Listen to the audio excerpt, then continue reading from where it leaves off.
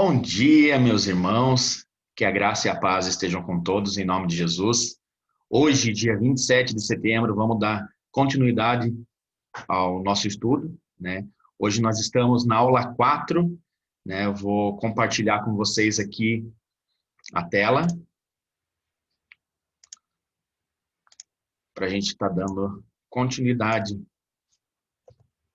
ao nosso estudo, tá? Então, como os irmãos sabem, a gente está estudando sobre Eclesiastes e Cantares, certo, meus irmãos? Então, hoje nós vamos dar continuidade. Hoje nós estamos mais na aula 4, né? A aula 4 hoje é 5 atitudes melhores, certo, meus irmãos? Vamos dar início, primeiramente, com um momento de oração. Abaixe sua cabeça, onde você está, e vamos agradecer. Pai querido, Pai amado, Senhor, nos colocamos, Senhor, em sua presença, Pai. Primeiramente, Senhor, para lhe agradecer por todas essas coisas que estão acontecendo, Pai, ao nosso redor, Pai. Lhe agradecer, Pai, por todo o cuidado que o Senhor tem com nossas vidas, Senhor. Lhe agradecemos por mais esse dia, Pai, por mais esse momento de estar reunidos, Pai, em sua presença, lhe agradecendo, dando glórias a Ti, Pai, e vivendo esse momento de comunhão, mesmo via online, Senhor, mas podendo estar aprendendo e ouvindo um pouco da Sua palavra, Senhor. E cada pessoa, Senhor, que esteja vendo esse vídeo, Pai, essa aula, esteja sendo entrado no coração, Pai, tudo que a gente for falar aqui, Senhor, que não é para nós, Pai, é para a Sua glória, Senhor. E temos certeza, Pai, que o Senhor vai estar falando através das palavras, Senhor, está ministrando, Pai, no coração de várias pessoas que estarão vendo esse vídeo, Senhor. Esteja conosco no decorrer, Pai, é o que eu te peço e agradeço, em nome de Jesus. Amém.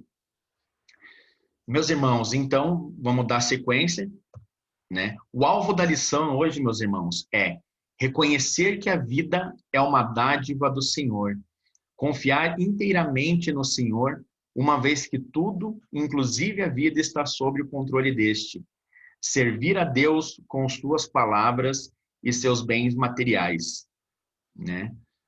Na tela a seguir, hoje a introdução da nossa aula é a expectativa de vida do brasileiro, né? Então, hoje a gente tem visto aí que, conforme o texto está dizendo mesmo, a expectativa de vida do brasileiro hoje é de 73 anos, né? Esse número vem crescendo a cada nova pesquisa por causa da melhoria das condições de vida em nosso país. Nós sabemos que esses últimos meses, né, não tem sido muito agradável para muitos. Nós sabemos que essa expectativa ela caiu bastante, né, infelizmente, mas nós sabemos, nós estamos tratando hoje de uma média geral, né? Então não é uma média somente em relação aos dias de hoje, e sim é uma média atual, né? Então, eu te faço uma pergunta, meus irmãos. O que há em comum entre todos os animais e os homens? A única certeza, meus irmãos, e claro que podem aparecer também outras respostas, mas a única certeza óbvia que a gente tem é a certeza da morte, né? Na próxima tela aqui, eu vou estar mostrando para vocês o tempo de vida dos animais. Então, ali tem esse quadro, né? Essa tabela que mostra a expectativa máxima prevista para os animais. Nós vemos ali, por exemplo, a tartaruga com 200 anos, um elefante com 100 anos, uma galinha com 20 anos. Nós sabemos que isso é uma média, é um tempo de vida. Nós sabemos também que, claro que isso varia muito de acordo com do desenrolar das coisas, né? Sabemos que uma galinha ela não vive 20 anos. Então, nós sabemos que isso acontece, mas é um tempo de vida médio, né? Assim como nós temos também o nosso tempo de vida médio também, que é 73 anos, né, meus irmãos? Uma pessoa nasce, vive alguns anos, executa projetos e planos e por fim morre. Que sentido há nesse processo se olharmos a vida apenas com os olhos humanos e com a sabedoria deste mundo? Nenhum, pois não há nada debaixo do sol que lhe dê sentido. Tudo isso, meus irmãos, é vaidade, né? E mesmo que alguém atinja um alto grau de satisfação na vida, o fim de todo ser humano é um só, a morte. Nós sabemos disso, né, meus irmãos? Tal visão da vida provoca angústias e conflitos. E esse sentimento tende a crescer diante do fato de que Deus não faz nada sem um sentido lógico. Portanto, encontramos diante de um dilema, né? O escritor de Eclesiastes, que é o texto que a gente está lendo, né? Até meus irmãos, se os irmãos quiserem compartilhar, quiserem olhar depois, estarem vendo, a gente vai falar essa aula toda sobre Eclesiastes, que é o 7, o capítulo 7, do versículo 1 até o versículo 29. Então, se os meus irmãos depois quiserem dar uma acompanhada, quiserem acompanhar ali, ler esse texto, né? A gente está tratando nesse livro de Eclesiastes 7, do 1 ao 29. Né? E o escritor de Eclesiastes viveu esse dilema que o levou a investigar e procurar respostas. Ao escrever suas conclusões, deseja dissipar as ilusões, as falsas esperanças e a falsa sabedoria, experimentadas por ele e alimentadas pelos homens que procuram a felicidade onde nunca poderão encontrá-la. O escritor trata também de 5 tópicos, né, que a gente vai estar vendo adiante, né? Então eu vou estar passando para os irmãos em 5 tópicos, né? O primeiro é aprender com a dor e o sofrimento, né? Os irmãos podem estar acompanhando depois em Eclesiastes do 7, do 1 ao 6, né? O primeiro ponto, melhor é a boa fama do que um unguento precioso. O nome limpo vale mais do que perfume mais caro. Isso diz em Eclesiastes 7, versículo 1. E o mesmo Salomão escreveu em Provérbios 22, 1, mais vale o bom nome do que as muitas riquezas, e o ser estimado é melhor do que a prata e o ouro. Por melhor que seja o aroma, não tem a mesma duração do bom nome.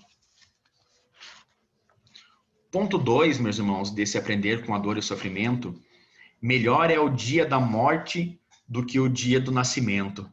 Vocês concordam, meus irmãos? Que o melhor é o dia da morte do que o dia do nascimento? Por quê, né? Que melhor é o dia da morte? No dia do nascimento, a pessoa não tem consciência da própria existência, nem do que a vida lhe reserva. A partir de certa idade, todos nós adquirimos consciência de que um dia morreremos. Aquilo que nós falamos no começo. A única certeza que nós temos é a morte. Por isso, a morte deve levar-nos a refletir na vida. Para o cristão, o momento da morte é a entrada para a eternidade. Então, nós sabemos, meus irmãos, que hoje, para nós cristãos, né, o momento da nossa morte não é um momento de tristeza, e sim é um momento de felicidade, porque é a entrada para a eternidade. O ponto 3, meus irmãos, melhor é ir à casa onde há luto do que ir à casa onde há banquete. Né? Depois os irmãos vão entender o porquê, né? Porque, poxa, melhor é o dia da morte do que o dia do nascimento, melhor é ir à casa de quem está de luto do que é ir à casa onde há banquete, né? Não estou entendendo o porquê isso, né? Nesse ponto 3, festas proporcionam prazer e alegria, mas tudo está voltando para o momento e para coisas materiais. Então, a única preocupação que as pessoas têm naquele momento do banquete são as coisas materiais. Na casa do luto, há uma preocupação com a vida, com a morte e com a eternidade.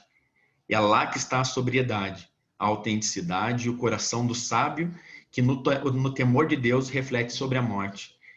Não sei se meus irmãos estão entendendo, mas é nesse momento. Então, assim, na casa de quem está de luto, a única preocupação com a morte é a eternidade, né? Assim como nós vimos agora no ponto anterior, que é o nosso momento de felicidade, que é a entrada para a eternidade, né? Então, como festas sempre proporcionam para nós prazer e alegria, a única coisa que as pessoas estão preocupadas no momento é o que está em volta, são as coisas materiais.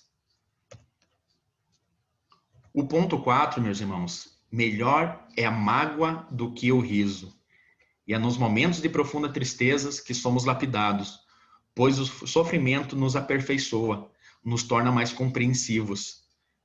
Jó passou por duras experiências, mas ao final delas pôde dizer a Deus: eu te conhecia só de ouvir, mas agora os meus olhos te veem. Isso está em Jó 42, versículo 5. Já o riso desenfreado é fruto de uma vida insensível, frívola e inconsequente. O ponto 5, para a gente fechar esse primeiro tópico, aprender com a dor e o sofrimento, melhor é ouvir a repreensão do sábio do que ouvir a canção do insensato. Uma repreensão legítima é válida, principalmente vinda de um sábio ou do próprio Deus, pois tem poder para mudar o rumo de uma vida. Né? Então, às vezes, muitas pessoas, até de mais idades, pessoas que são, eu não costumo dizer que pessoas mais velhas, mas sim as pessoas mais sábias, que já viveram já um tempo a mais do que nós, né? Que já estão já nessa expectativa de vida alto, já que já viveram muitas coisas. Então, muitas vezes a gente não entende uma repreensão de uma pessoa dessa, né? E não aceita, né? Então, a gente deve aceitar, principalmente vindo de um sábio, ou também quando a gente conversa com Deus e Deus nos dá uma repreensão que é válida, né? Ele sabe de tudo, ele sabe de todas as coisas, né?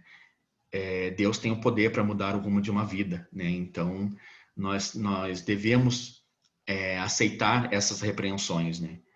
Já a canção do insensato é tão passageira e ineficaz quanto o queimar dos espinhos, que não produz calor algum, só barulho e incômodo.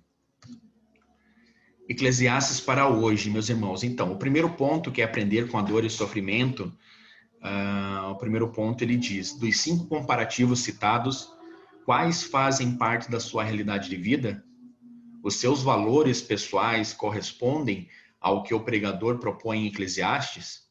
Melhor é viver o padrão bíblico do que conformar-se aos padrões do mundo. Então, aqui, meus irmãos entendem por que nós falamos o que é melhor e o que não é, né, nos pontos passados que eu li. Né? Então, melhor é viver o padrão bíblico do que conformar-se aos padrões do mundo. Né? Hoje a gente prefere andar conforme os padrões que Deus nos deixou, né, que são os padrões bíblicos, ou conformar com as coisas que acontecem no mundo hoje. O segundo tópico, meus irmãos, esperar o fim das coisas. Isso os irmãos podem estar acompanhando também em Eclesiastes 7, do 7 ao 14. O primeiro ponto, o fim da opressão e do suborno. Antes de falar isso, meus irmãos, do fim da opressão e do suborno, o pregador já havia dito que tudo tem seu tempo determinado, né? E há tempo para todo propósito debaixo do céu. Isso está em Eclesiastes 3, versículo 1. Esperar o tempo certo do acontecimento das coisas é sinal de sabedoria, fé e confiança na soberania de Deus. Às vezes você que está esperando uma resposta de Deus e acha que Deus esqueceu, acha que Deus desistiu de você, a gente tem que ter sabedoria, fé e confiança para esperar o momento certo. Não esperar o nosso momento. Muitas vezes a gente quer fazer de acordo com as nossas vontades, de acordo com os nossos desejos. E na verdade não. A gente tem todo um tempo certo, né? Mas infelizmente nós não aceitamos. Nós achamos que o tempo nosso é o que vale e não o tempo de Deus. Toda a criação está gemendo e suportando angústias, mas o sofrimento do tempo presente não pode ser comparado com a glória a ser revelada em nós.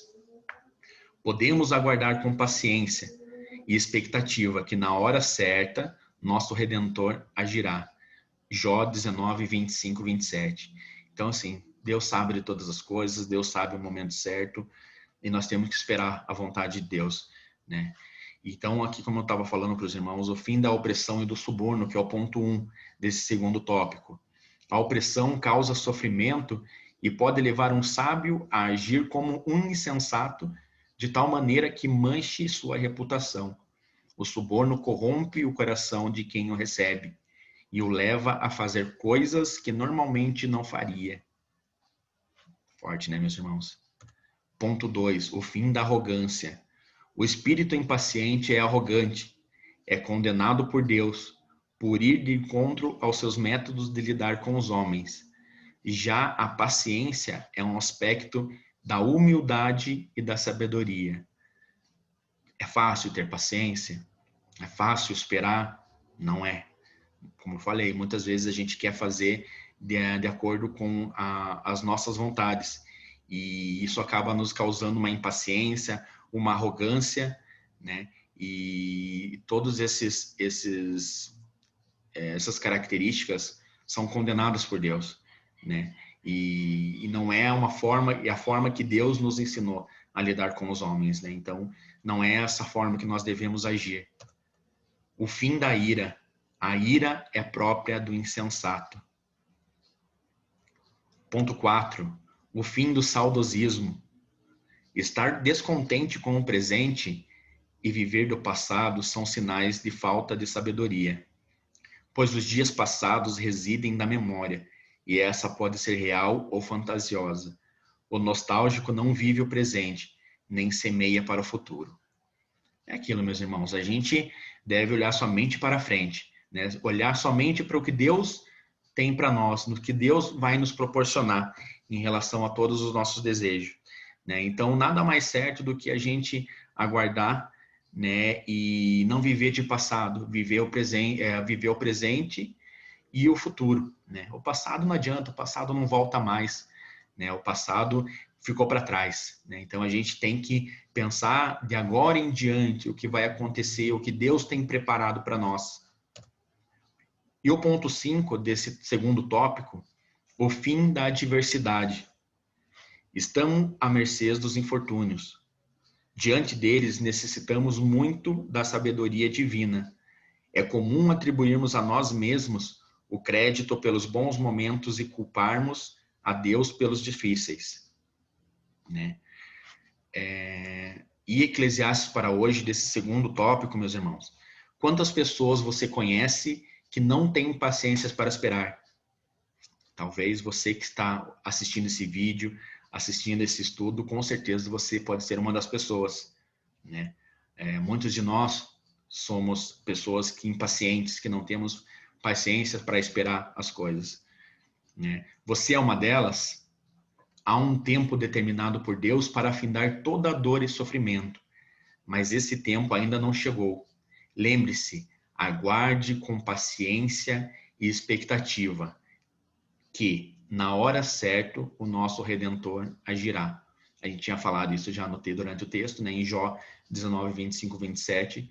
Todos esses pontos que eu estou falando, meus irmãos, de acordo com os tópicos, tem um versículo do lado que mais se adapta ao que a gente está falando. Então, como o texto é um texto grande, que é do versículo 1 ao versículo 29, então cada ponto que a gente está lendo, ele se refere a uma passagem em cima desse texto que a gente está lendo.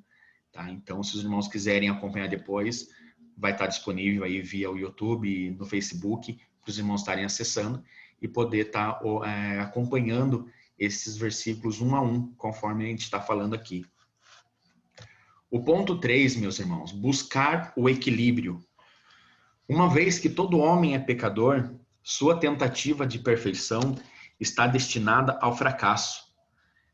A solução está em aprender a conviver com as anomalias da vida que muitas vezes nos deixam perplexos, temer a Deus e procurar a sabedoria do alto, pois além das visíveis e perturbadoras desordens, existe a harmonia divina com o objetivo estabelecido.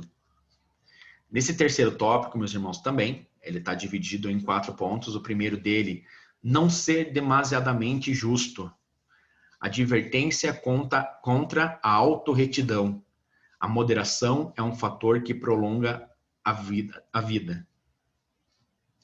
Ponto 2.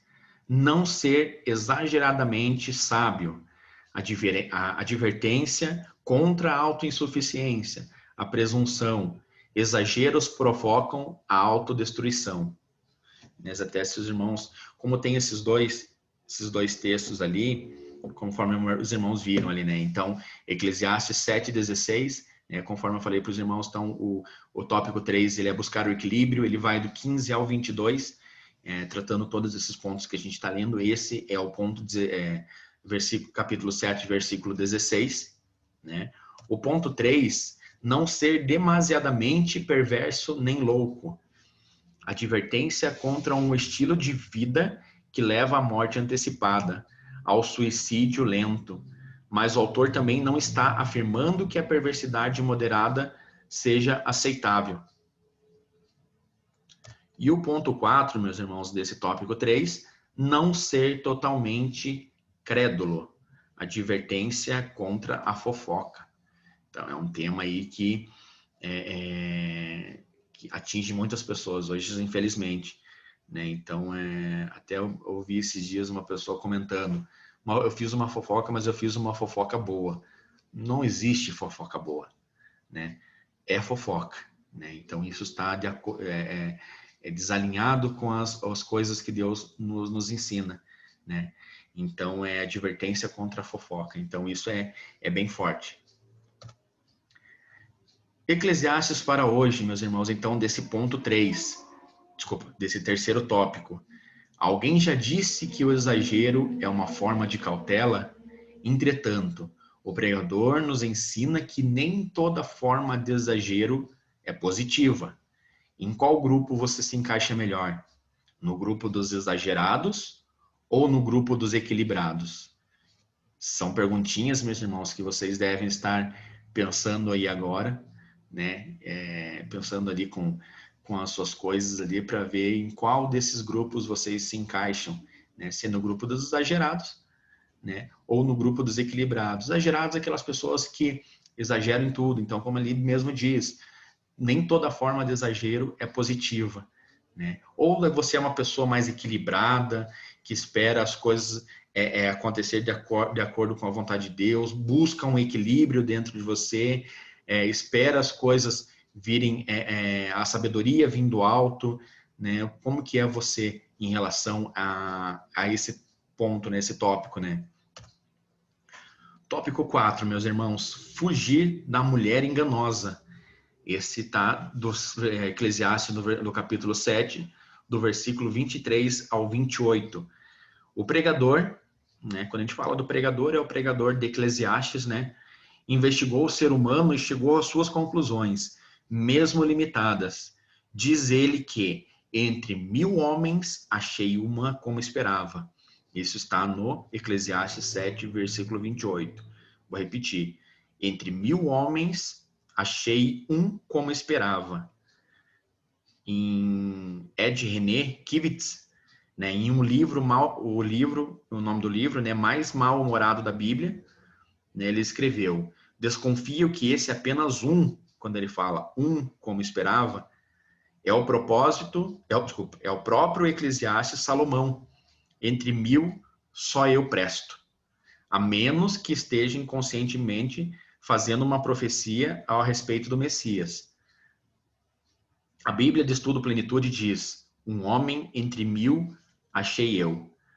Das mulheres, o pregador disse que uma mulher enganosa é mais amarga do que a morte, e que entre tantas procuradas não achou nenhuma como esperava.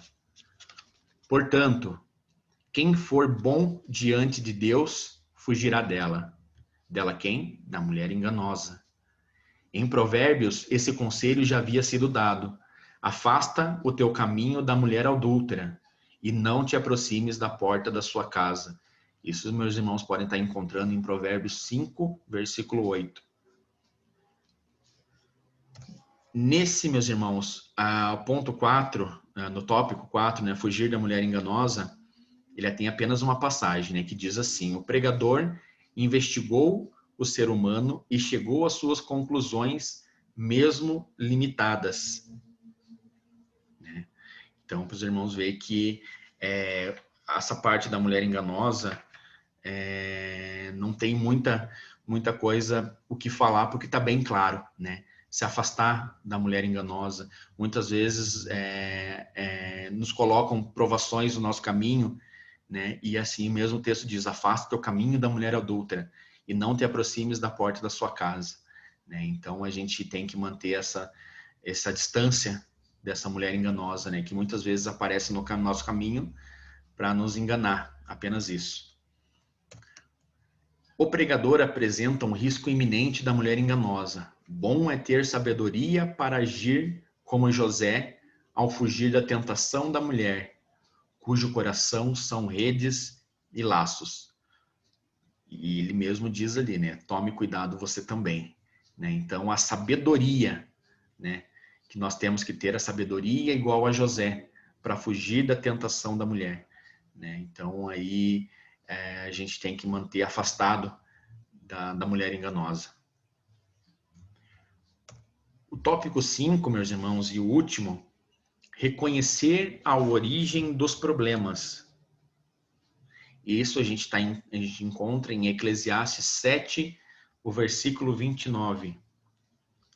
O pregador, é claro, ao afirmar que achou em suas investigações o homem foi criado reto. Isso está em Gênesis 1, 31. Mas, por sua própria vontade, se meteu em muitas astúcias. Isso quer dizer que o pecado é a nossa culpa e não o nosso destino. Então, não é o nosso destino pecar, e sim a nossa culpa em pecar, né? Nós temos todo o direcionamento de Deus para isso não acontecer.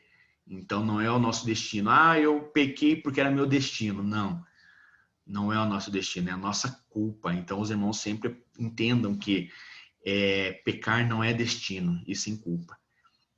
Eis o que tão somente achei. Mostra que o pregador tem uma conclusão confirmada pela própria experiência. A calamidade da vida não são culpa de Deus, mas do homem. Toda sua sabedoria esbarra na maldade e no egoísmo de querer viver a seu bel prazer, sem levar em conta o doador e preservador da vida. As contradições insolúveis da vida, às quais se referiu o pregador, têm seu foco no ato de que o homem está em choque consigo mesmo. Portanto, quando se reconhece a origem dos problemas, fica mais fácil resolvê-los. É como diagnosticar uma doença, quando então se criam as possibilidades de combatê-las. Então, meus irmãos, reconhecer a origem dos problemas, como mesmo o tópico 5 ele diz.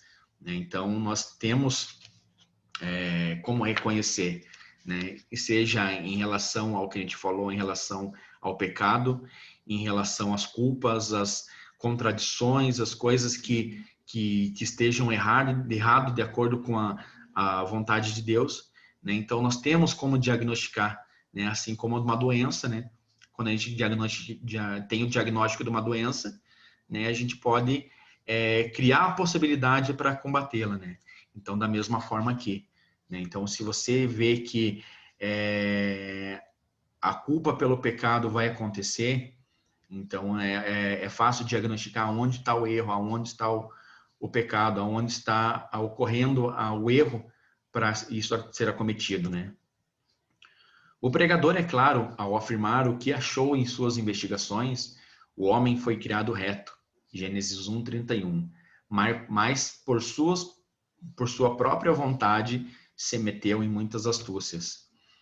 Em Eclesiastes para hoje, se o homem, reconhecendo-se pecador por natureza, em Romanos 3, 23, buscar em Deus o sentido para a vida, o encontrará, porque Jesus Cristo veio para dar vida e vida em abundância, e começa ainda neste mundo e durará por toda a eternidade.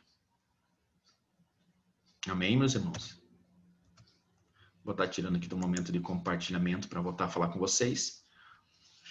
Essa aula de hoje. Então, o que nós podemos concluir, né, em relação a tudo isso que a gente ouviu hoje, né, compartilhou esse momento durante a aula, durante o momento, né? O desejo do pregador era apelar para que os seus leitores considerassem bem a si mesmos e a própria vida no mundo cheio de contradições, de perplexidades e de injustiças, mas não à luz de si mesmos, e sim do Deus Todo-Poderoso, que criou todo o universo e o mantém o poder com sua palavra.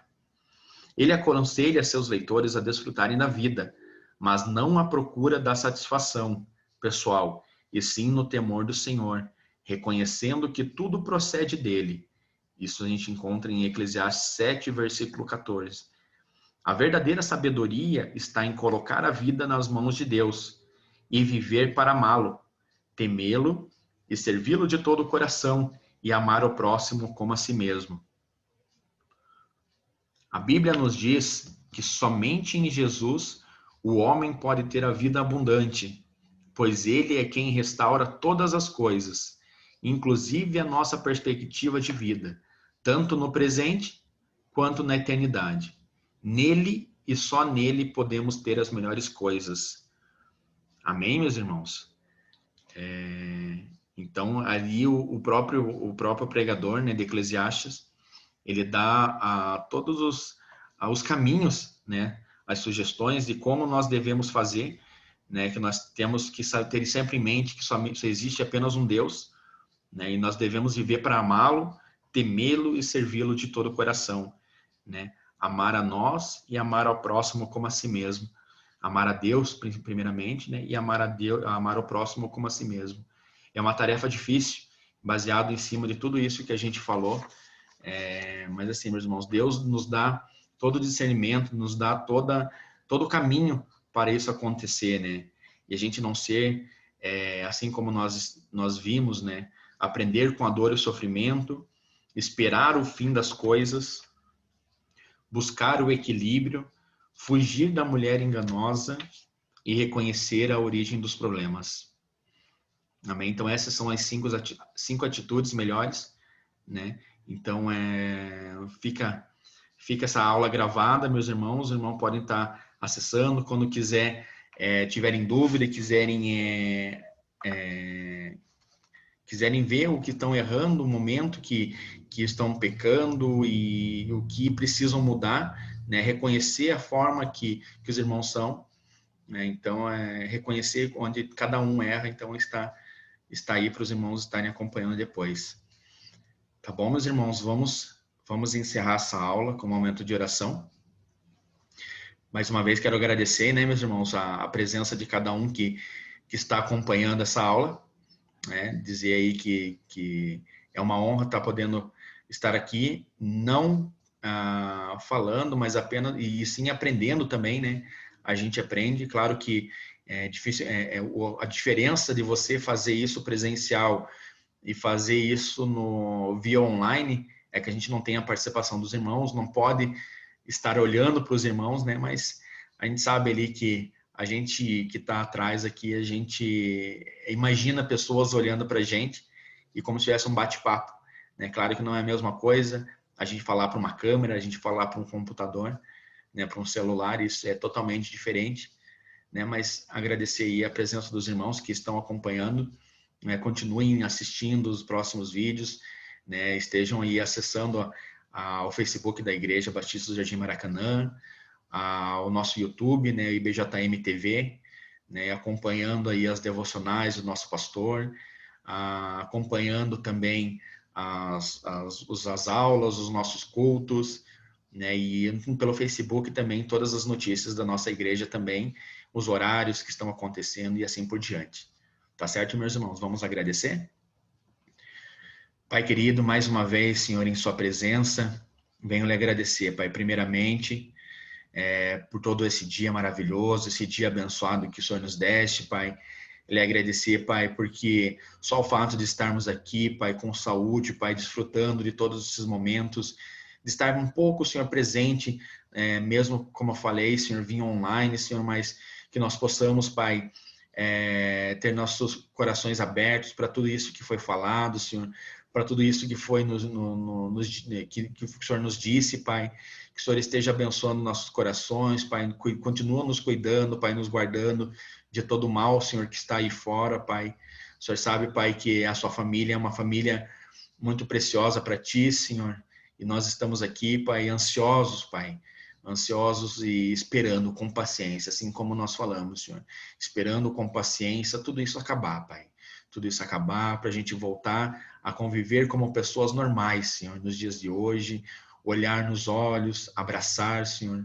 É isso que nós esperamos, Pai. Mas nós sabemos que tudo isso é conforme a sua vontade, Pai. E nós temos que aprender a esperar com paciência no Senhor. É isso que a aula disse, Pai. Que nós possamos, Pai, buscar essa paciência dentro de nós ali para estar aprendendo cada vez mais. Não a lidar somente com isso, mas lidar com todas as situações do dia a dia. Obrigado, Senhor, pela companhia, Senhor, mesmo que virtual, de cada um aqui, Senhor. Esteja conosco no decorrer desse dia, Pai, esse domingo abençoado que o Senhor nos deste, Pai. E fica conosco, Pai. Fica conosco, nos cuida e nos guarda, Pai. Guarda seus filhos e guarda a sua igreja, Senhor. É que eu te peço e agradeço em nome de Jesus. Amém. Meus irmãos, agradecer mais uma vez a presença de cada um de vocês aí.